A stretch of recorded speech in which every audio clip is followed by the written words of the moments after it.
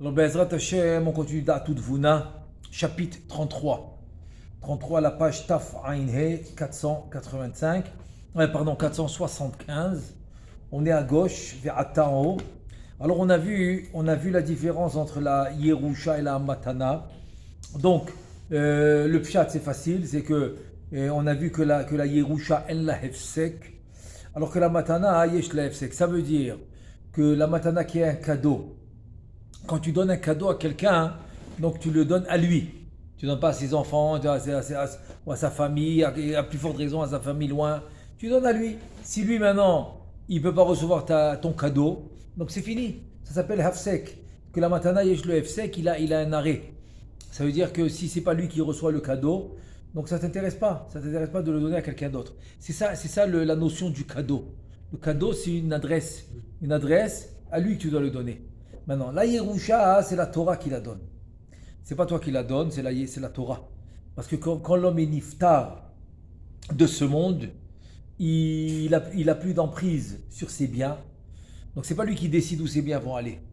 Il a la possibilité de faire un testament, oui. Mais maintenant, si par exemple il décède et qu'il n'y a pas vraiment d'adresse parce qu'il n'a pas d'enfant, etc., donc la Torah va décider où son héritage va aller. Ça s'appelle En la Efsek. L'héritage n'a pas d'Efsek. Tu peux pas dire, ok, si ses enfants n'ont pas eu l'héritage, alors personne ne l'aura. Ça ne marche pas comme ça dans l'héritage. Si ce n'est pas les enfants, alors on a tout un céder. Ça veut dire bon, je parle selon la Torah, oui. Je ne parle pas des lois d'aujourd'hui, par le gouvernement, etc. Les lois de la Torah, c'est que c'est les garçons. C'est les garçons qui prennent la Yerusha. Et maintenant, s'il n'y a pas de garçons, il n'y a que des filles, donc c'est les filles qui la prennent. S'il n'y a ni garçon ni fille, il n'y a pas d'enfant, donc c'est le père du défunt. S'il n'y a pas le père du défunt, c'est les frères. C'est les frères du défunt, etc. Donc il n'y a pas de F-sec, jusqu'à qu'on arrive à trouver le plus proche du défunt. Donc c'est lui qui prendra l'héritage. Alors que le cadeau, non. S'il ne reçoit pas, eh ben, il ne reçoit pas. Donc là, maintenant, on va le voir, cette différence d'héritage qui a pas d'Efsek et d'un cadeau qui a l'Efsek. On va le voir maintenant selon la Kabbalah, selon le Sod. C'est quoi le Sod de Yerusha El la Efsek et Matana Yesh la Efsek? Alors je commence vers Atta. Ve'ata nevaer ech a Yerusha El la Efsek. Ve'amatana Yesh la Efsek. Da. Ki keshene etzlu. Melachim kadmaim. Shem bechinat zun arishonim. Shem nechlakim le shiv'a melachim. Ça veut dire que quand ils ont été créés, les melachim kadmaim, c'est-à-dire les shiv'a melachim, des mitos et les shvirata melachim, etc. C'est-à-dire en deux mots, c'était zun avant le tikkun. Zun avant le tikkun. Zavenuk. Kucha berichu shrinte. Il te dit Shem bechinat zun arishonim. Shem nechlakim le shiv'a melachim. Donc voilà, il te le dit. C'est la prina de zun, les premiers, c'est-à-dire les premiers. Les premiers, en fait, c'est ceux qui étaient avant le tikkun. Qui Za'ir Anpin aya ben shishak tzavot levad. Donc Za'ir Anpin, il était 6 tzavot. C'est quoi 6 tzavot? C'est les 6 sphirot. C'est pour ça qu'il s'appelle Vak. Vak, c'est Vav, c'est 6. Kouv, c'est tzavot. Donc 6 tzavot. Venukbe, le 7e, c'est la Nouk, c'est la Malchut. Venukbe nekuda ahad ketana bilvad. Ve'arehem shiv'a melachim. Donc voilà les 7 melachim. C'est le Vak, c'est Za, plus la Malchut. Ve'ya'an lo yatz'u shlemim metu venitbatlu. Maintenant, plus qu'ils n'ont pas été, ils sont pas sortis shlemim, comme le Gar, les 3 premières qui sont le Keter Chochma ou Bina, ils sont sortis shlemim. C'est-à-dire les 10 sphirot. Chaque nekuda, c'est 10 sphirot. Le Keter, c'est une nekuda, mais c'est 10 sphirot. La Chochma, une nekuda, mais c'est 10 sphirot. La Bina également. Une nekuda, mais c'est 10 sphirot. Le Vak, non. C'est 6 sphirot qui n'est même pas une nekuda entière. Qui n'est pas un partsouf entier. Parce qu'un partsouf entier, c'est 10 sphirot. Donc il a que 6. Tu dis la raison pour laquelle ils ont été mitbatlou. Mitbatlou, c'est parce qu'ils n'étaient pas complets. Ils ne sont pas sortis partsouf complet. Donc s'ils étaient sortis un partsouf au complet, il n'y aurait pas eu cette jvirata melachim. Comme il dit, il y a bonnet olamot ou mahrivan. Il n'y aurait pas eu. Ukvar nitba'ar ki ayu beprinat orot vekelim. Donc ils sont sortis avec les orot, c'est les lumières, les kelim. C'est kaviachol, c'est comme tu dis le corps et la lumière. Donc le corps dans les mondes supérieurs, dans les mondes spirituels, s'appelle les kelim. C'est eux qui vont qui vont pouvoir recevoir la lumière ou habiller la lumière. Ela shayu beprinat shishak tzavot des a'iranpin venekuda ketana de nukba. Donc ils étaient les six tzavot de Za et la nekuda de nukba. C'est-à-dire que la nekuda de nukba, c'est une nekuda des 10 sphirot. Donc c'est comme le 1/10 d'une sphira normale. C'est ça que ça veut dire. Alors que Za, c'est 6/6 d'une nekuda normale, d'une sphira normale. Ve'achaka geshenit kenu ve'u shenit chabru immahem ahehem ayorshim achadashim ve'mochin deza'ir anpin shalosh rishonot shebo biprinat orod ve'kelim gamken. Voilà maintenant le tikkun. Le tikkun, il te dit que shenit kenu. Ça vient du mot litaken, tikkun. C'est quoi le tikkun? Quand il y a eu maintenant l'union des mochin, des zones qu'ils ont eu le mikri à Melachim. Kaviachol, zone des Shema Melachim, des Mitou. C'est-à-dire, Shema des Melachim, Shvirat Melachim. Ils vont s'associer avec eux, le Achehem, leurs frères. Parce qu'on parle de la Yerusha, l'héritage. S'il n'y a pas d'enfants, c'est les frères. Donc là, c'est qui les frères? C'est qui Achehem, Ayorshim, Achadashim? Les héritiers, les nouveaux héritiers, leurs frères, c'est qui? Il te dit, c'est les Mochin. Vehem mochin des a'iranpin shalosh rishonot shebo biprinat orod vekelim gamken. Donc les shalosh rishonot qui sont les mochin de Zun pour le tikkun, c'est eux achehem ayorshim achadashim. Ça s'appelle achehem ayorshim achadashim.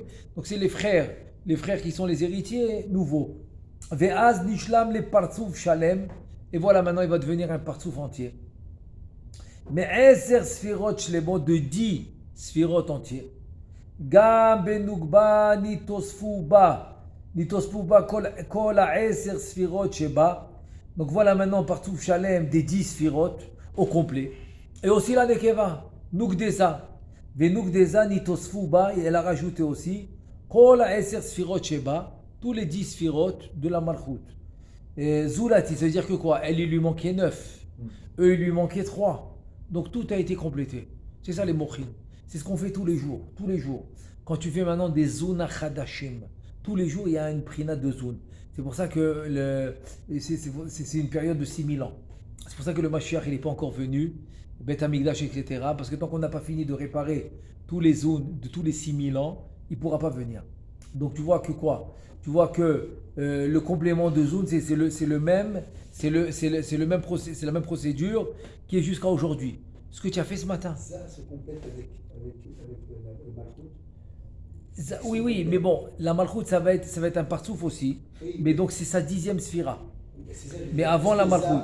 Se complète avec alors ça va être la conséquence et la finale.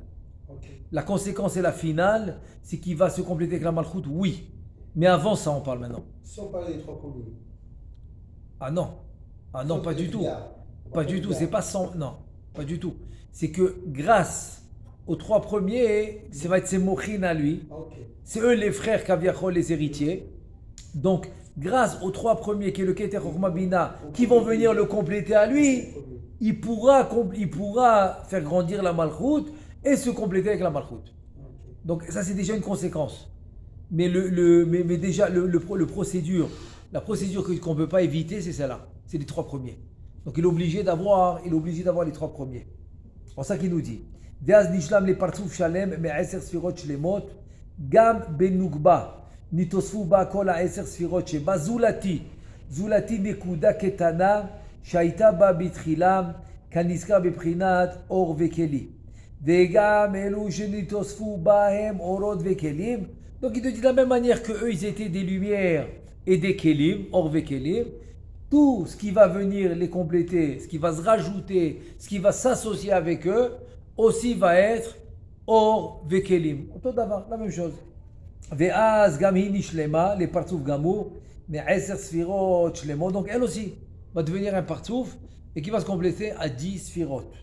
Ukvar nidba'ar bimkomo, ki kol ma shayu lahem bitchila, shu bechinat shishak tzavot rishonim.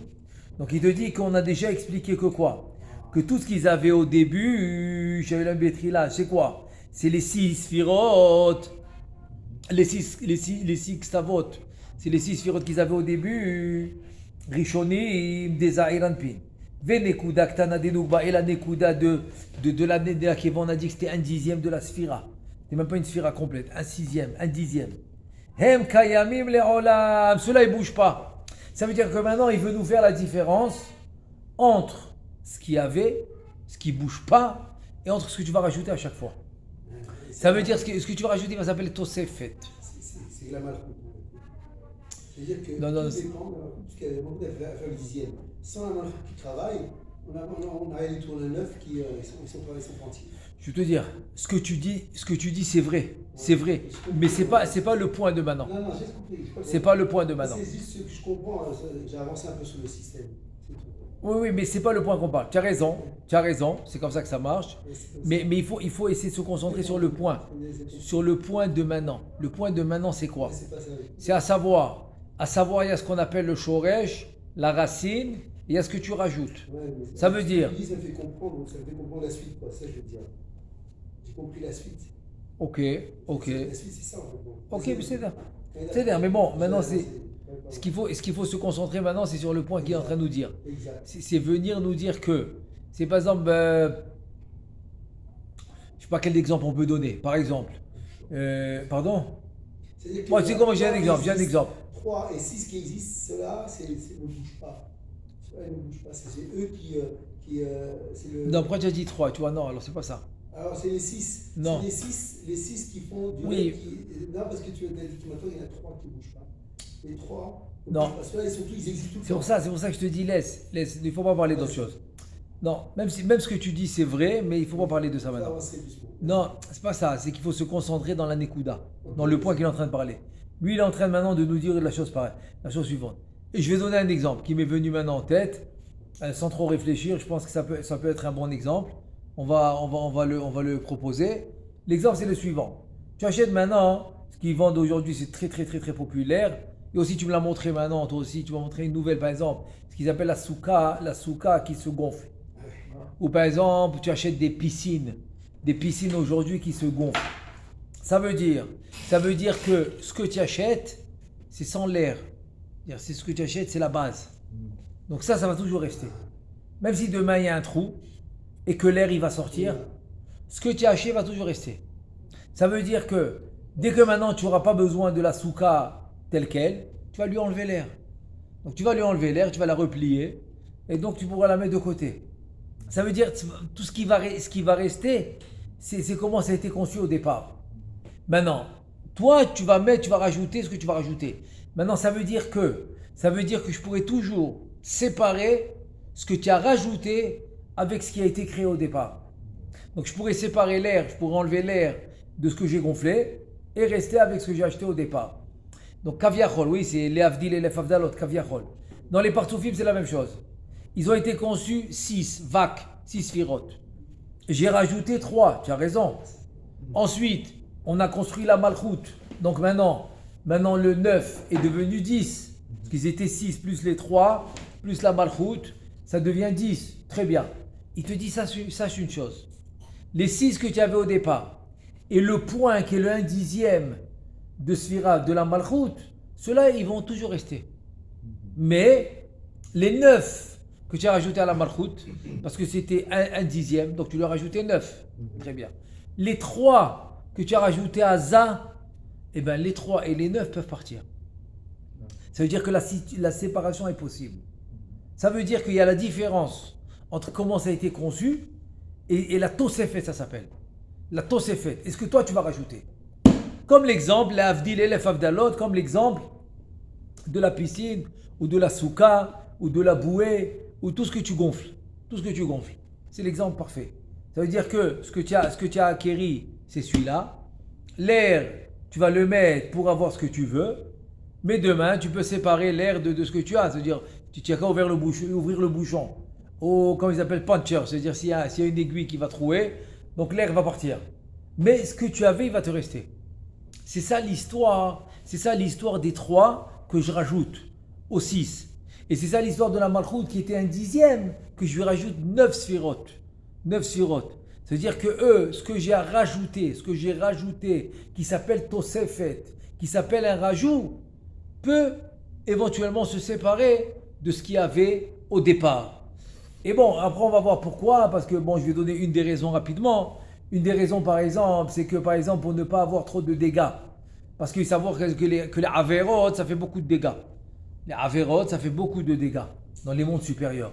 Donc imagine-toi que le Partsouf était au complet depuis le départ. Donc il n'y aurait pas eu la séparation des trois premières, qui sont très très haut niveau. Il serait resté avec. Donc le dégât que la faute, que la Avera va causer, aurait été beaucoup beaucoup plus élevé. Parce que le dégât, la Avera aurait touché, par exemple, le Keter, aurait touché la Chokhma, aurait touché la Bina. Alors que maintenant que je te dis que la Tosefet, que le rajout peut se séparer, donc le dégât va rester seulement dans le vac. Le dégât va rester seulement dans le vac, donc ça réduit les dégâts. La même chose avec la Malchut. Comme il va rester une sphira, qui est le Keter, donc les dégâts ne peuvent pas atteindre. Le Keter de la Malchut, c'est trop haut. Donc il peut atteindre les 9 sphirotes. Et comme les 9 sphirotes sont revenus en rajout, donc les 9 sphirotes, ceux-là ils vont se retirer. Ils vont se retirer, comme ça les dégâts sont minimisés. C'est-à-dire je vais réduire les dégâts. C'est-à-dire, alors on y va. Maintenant je reprends un petit peu dans les mots, juste un petit peu avant. Uvarnit ba'ar bimkomo, ki kol ma shayu lahem bitrila, shu bechinad shisha ktsavod rishonim, des a'elan bit venekuda ktana denugbe. הם קיימים לעולם ואף בזמן שיש חס ושלום איזה פגם למטה חוזר הזעיר אנפין לבחינת שישה קצוות הראשונים ונוגבה לנקודה קטנה ועניין זה אינו נגרע מהם ואינו נגרע מהם ואינו מסתלק לעולם. Ça tu pourras jamais le perdre parce que c'est comme ça que ça a été conçu au départ. C'est comme l'histoire là, le machal que j'ai donné de la bouée que tu vas gonfler. Donc la bouée jamais elle va toujours rester chez toi. Même si l'air il va partir, c'est le rajout, c'est la tosefet. Tosefet c'est le rajout. Donc celui-là il peut partir.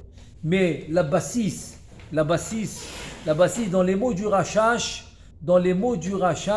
ça s'appelle Nekuda Shorshit. Nekuda Shorshit ça s'appelle. Et ça c'est très très très important de comprendre pour pouvoir comprendre un peu le système des partsoufim, des sphirotes, et comment il était au départ, et qu'est-ce que tu fais avec les tfilotes, et comment tu le construis, et comment les étapes ils se déroulent, etc. Donc il faut se rappeler qu'il y a la Nekuda Shorshit. Nekuda Shorshit, ça veut dire le départ, comment il était conçu, par le Ma'atzil qui est le créateur. Mais là, après maintenant, le reste, ça va devenir des étapes sur des étapes, etc. Donc conclusion avec ce qu'on vient de lire, c'est qui ici les héritiers? On a dit que la Yerusha, elle la Efsek, alors et la Matana, je la Efsek. Donc on a commencé à expliquer la Yerusha. Donc c'est qui les Achim, Yorshim, Achadashim, les Achim, qui sont les Yorshim, Achadashim, les héritiers, les nouveaux. Donc on a dit c'est les Mochin, c'est ce qu'ils vont venir rajouter au vac qui leur manquait. Donc je vais compléter avec le vac. Mais ça ne veut pas dire que ça va rester éternellement. Non. Tout ça, c'est en fait, tout ça, c'est pour réduire les dégâts. Parce qu'il faut savoir une chose. Chaque avéra que tu fais, chas v'shalom, c'est des dégâts directs. Pour réduire les dégâts, ce qui est venu Beto Sevet peut se retirer. C'est-à-dire que le Keter, la Chokhma et la Bina, ils n'ont pas de dégâts. Alors ça, c'est un gain pour nous. Oui. C'est un gain pour nous. Parce que sinon le Onesh aurait été beaucoup plus grave. Donc pour réduire le Onesh, la même chose avec la Malchut. Les 9 sphirotes de la Chokhma jusqu'à la Malchut, des Malchut, s'ils étaient restés, s'ils n'étaient pas venus Beto Sefet, il y aurait eu plein de dégâts. Parce que les Achizat Achisonim, ils peuvent avoir en prise. Donc eux, ils se retirent. Qu'est-ce qui reste? Le Keter de la Malchut. C'est celui-là qui ne quitte pas. Maintenant, le Keter de la Malchut, ils ne peuvent pas l'atteindre. Donc ça a réduit les dégâts. Alors on continue. Ve'otam ya'arot שלהם הראשונים של זמן המלכים הנקראים ירושה אין לה הפסק ותמיד קיימים בהם אבל המתנה שהם האורות החדשים שהם מוכין דזעיר אנפין וכל בחינות נוקבה חוץ מן הנקודה הראשונה, הכל נקראים מתנה, שבאה להם בסוד תוספת. וכל זה מסתלק בעת הפגם. ולזה אמרו מתנה, יש לה הפסק. Maintenant, on va comprendre ce qu'il nous dit Rabbeinu Chaim Pinso dans le Etz Chaim, bon, c'est à la fin du Etz Chaim, c'est dans le livre Nahar Shalom. Dans le livre Nahar Shalom, Daf Metret, et c'est en rapport avec Rosh Hashanah. Et c'est en rapport avec ce qu'on appelle le début de Briat HaOlam, que Be'ezrat Hashem, dans pas longtemps, ça va être le Kafé, le 25 Elul. Alors, mais qu'est-ce qui s'est passé avant le 25 Elul? Et quand le Chumash a commencé? Donc il vient et te dit, sache une chose, que quand tu ouvres le Chumash, Bereshit, Barei Lomet Hashem et Haaretz, Barei Saïta Tohu Vavo Vechule, Vayarev Vayiboker Yom Echad. Quelle date on est? Kaf He Elul. Vayarev Vayiboker Yom Sheni. Quelle date on est? Kav Vav Elul. Vayarev Vayiboker Yom Shlishi. Quelle date on est? Kav Zayin Elul jusqu'à vendredi, Aleph Tishrei. Et Adam Arishon, il est né. Il te dit, sache une chose, qu'avant ça, il y a eu de Yud Zayin Elul jusqu'à Kavdalet, qui était Shabbat. Donc il y avait un Shabbat avant. Yud Zayin Elul était c'était le Shabbat d'avant.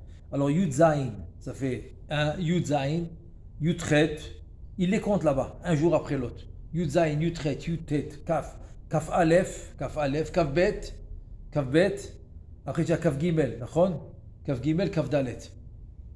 Alors c'est quoi? 8 jours. Parce que Yud Zayin c'était Shabbat. Yud Zayin c'était Shabbat et Yud Tret c'était Yom Rishon. Jusqu'à Kav Dalet d'après, qui est le 8e jour, c'est encore Shabbat. Donc c'est le Shabbat avant que tu commences le Chumash. Là-bas va commencer le Tikkun. Il te dit le Rav, sache une chose, que tout ce que tu vas recevoir au Tikkun, c'est la Tosefet. Alors c'est quoi qui va jamais quitter?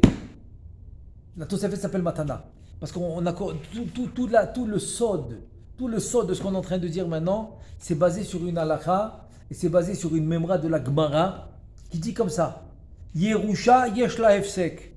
Matana, pardon, le contraire. Yerusha en la hefsek. Matana yesh la hefsek. Donc la matana, c'est quand tu commences le tikkun, c'est quand tu commences le chumash. Il vient et te dit, écoute, toi tu vas faire partie maintenant tu vas être shutaf de Maaseh Bereshit. Comment je vais être shutaf? Les Ovda ou le Shomra. Comment ça les Ovda ou le Shomra? Mitzvot aseh, mitzvot lo ta'aseh. Les Shomra mitzvot lo ta'aseh, les Shomra mitzvot lo ta'aseh, ou le Ovda mitzvot aseh.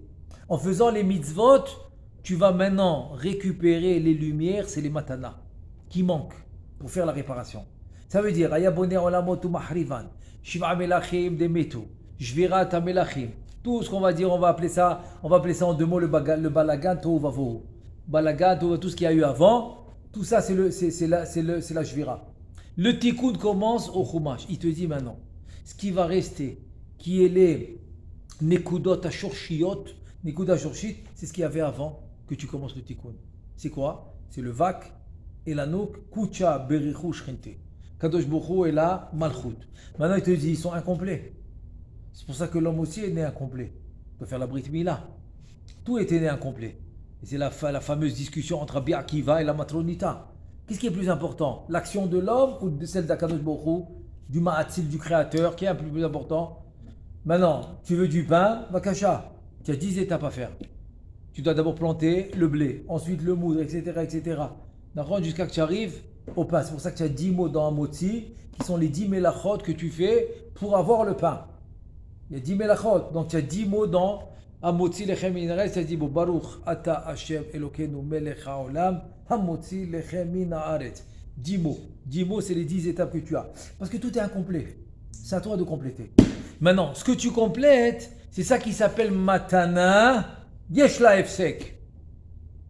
C'est très profond ce qu'il te dit. C'est-à-dire que tu peux comprendre maintenant beaucoup de choses dans le Mahalach de ta Avodat Hashem. Quand la Gemara te dit, écoute, Divrei Torah, Kashin le Asigan, Keza, Margaliyot, Vavanim Tovot, wow, combien c'est dur d'avoir une madriga. J'ai pas dit 2, j'ai pas dit 3, je vais même pas dire 10. Une madriga. une vraie madriga spirituelle d'atteindre, comment c'est difficile? Connaître une Masechet Be'al-Peh par cœur, comment c'est difficile? Comme si tu vas maintenant aller chercher les pierres les plus précieuses au monde. Quelle chance que tu vas tomber là-dessus. Ceux qui vont avec le bâton là, celui-là qui fait comme ça dans le sable là, de la truc, il va chercher des trucs.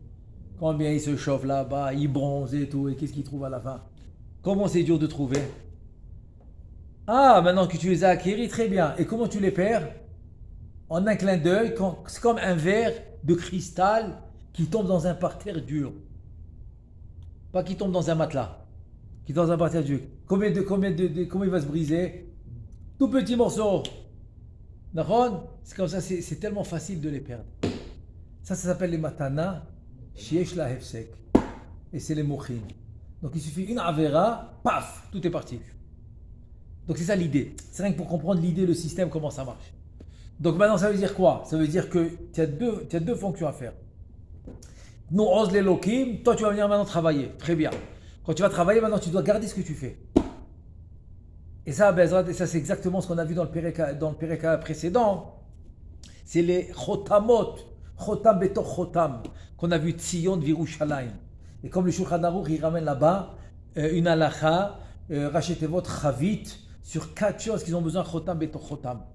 Chotam betor chotam, chavit, c'est, on a dit chalav, basar, yain, vetchelet. Que quand tu les achètes chez un goy, tu as besoin de 2 qu'elles soient fermées à double fermeture. Double fermeture. Le vin, la viande, le lait, non pas le pain, et le techelet. À l'époque du Beth Amikdash, le techelet. Le techelet, c'est rachetevot, tout ça c'est rachetevot. Mais ça c'était le pshat. Et qu'est-ce qu'il nous a dit le Rav? Il nous a dit c'est chotam betor chotam, c'est des protections que tu fais quand tu fais la mitzvah. Ça protège. Donc Rav Yachol, tu dois faire shte chotamot pour garder ce que tu fais. Donc tu comprends, c'est tout un mahalach pour te dire, on vient de le commencer, hein, n'ayez pas peur. C'est vrai qu'au début, c'est la chita du Maharchou. Benu Chaim Vital, au début, il te donne le mahalach comme ça, général. Alors tu as l'impression, mais après, il commence à détailler. Alors on continue. Donc, on a expliqué maintenant Matana, chez Ba'elaim Besod Tosefet, Vekol Ze Mistalek Be'et Abgam. Donc c'est tout à fait normal que pour réduire le onesh de l'homme, pour réduire le bgam aussi.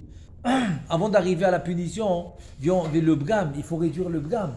Le bgam est très grave. Donc pour le réduire, tout ce qui est venu Batosefet Matana se retire. Velazé Amrou Matana Ishlaefsek. Veschor Hetev Hagdama Zu. Quand Rabbeinu Chaim Vital il te dit ça, c'est qu'il a maintenant quelque chose à. C'est qu'il t'a donné un très gros chidouche. Donc si maintenant tu n'as pas fait attention au chidouche, alors quand il te dit ces mots-là, c'est s'il revient en arrière, refais. Parce qu'il te dit Zechor, retiens, Hetev, retiens ça très bien.